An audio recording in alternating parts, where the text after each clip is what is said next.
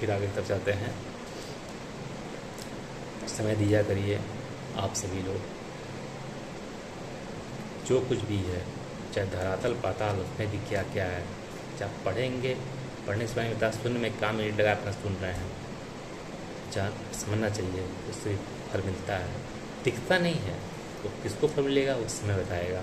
समय दिया करिए आपको, समय नहीं है, देख नहीं सकते हैं, पढ़ नहीं सकते हैं, सुन ले, काम लिए लगा रहे, अपना काम करते रहिए। जिस विशेष तरह तो लोग काम कंप्यूटर पर करते हैं। ओके, चलिए बिना समय के व्यतीत किए आगे तब चलते हैं। कुवल यास को मदालसा की पुनः प्राप्ति। नागराज अवतार, नागराज अश्वतर, नागराज जो होते हैं उनका नाम उनका अश्वतर। नागराज अश्वतर ने अपने पुत्रों एवं कुवलयास्व के साथ भोजनापरांत सुंदर आसन पर बैठकर वार्ता प्रारंभ की। नागराज ने कुवलयास्व से कहा, हे राजकुमार, हालांकि तुम हमारे यहाँ पुत्रवत आए हो, फिर भी हमारे अतिथि हो। जिस प्रकार पुत्र अपने पिता के साथ शंका रहित होकर बातें करता है, उसी प्रकार तुम मेरे साथ शंका रहित होकर बातें करो। अश्वतर कहते हैं यहाँ पे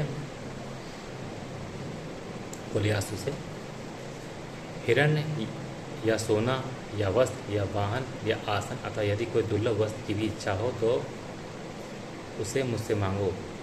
कुवलयास्व बोले, आपकी कृपा से स्वर्ण, रत्न, वस्त्र, यान, आसन आदि सभी कुछ है, अतः हमें इस प्रकार की किसी वस्तु की कोई आवश्यकता नहीं है। सहस्त्र वर्षायु वाले मेरे पिता ने पृथ्वी पर शासन किया और आपने पाताल लोक में शासन किया, परंतु आज तक मैंने किसी वस्तु की किसी से कोई याचना नहीं की। जब तक पिताजी की शक्तिशाली भुजाओं की मेरे ऊपर छाया है, तब तक मुझे किसी अन्य वस्तु की आवश्यकता भी नहीं है। मेरे मित्र शिष्ट एवं सदाचार युक्त हैं, मेरा शरीर स्वस्थ है। मनुष्य तो धन और सुंदर यौवन की कामना करता है, परंतु मुझे किसी प्रकार की कामना नहीं है। मैं तो पिता के द्वारा अर्जित किए गए धन को सदा ही नित्य प्रति बांटता रहता हूँ।